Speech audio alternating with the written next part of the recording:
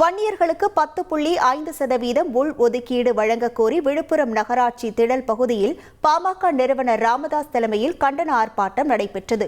ஆர்ப்பாட்டத்திற்கு திரண்டிருந்த பாமகவினர் வாகனங்களை திருப்பி விடாதது ஏன் என்று போலீசாருடன் வாக்குவாதம் நடத்திய போது தள்ளுமுள்ளு ஏற்பட்டது. ஆர்ப்பாட்டத்திற்கு வந்த ராமதாஸ் ஆட்சியர் அலுவலகத்தில் வாகனத்தில் இருந்தவாறு ஓய்வெடுத்த போது போலீசார் ஆட்சியர் அலுவலக கேட்டை அடைத்தனர். அங்கும் போலீசாருடன் வாக்குவாதத்தில் ஈடுபட்ட பாமகவினர் ஆத்திரத்தில் சாலை மறியலில் ஈடுபட்டதோடு உதயநிதி ஸ்டாலின் பேனரை கிழித்தது பரபரப்பை ஏற்படுத்தியது.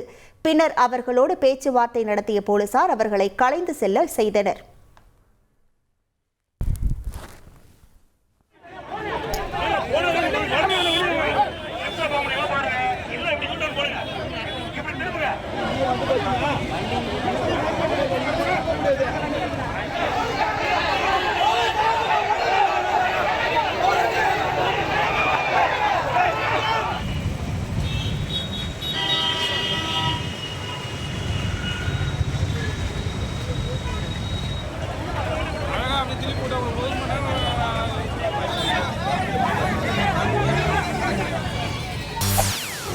செய்திகளை உடனுக்குடன் தெரிந்து கொள்ள உடனே சப்ஸ்கிரைப் பண்ணுங்க.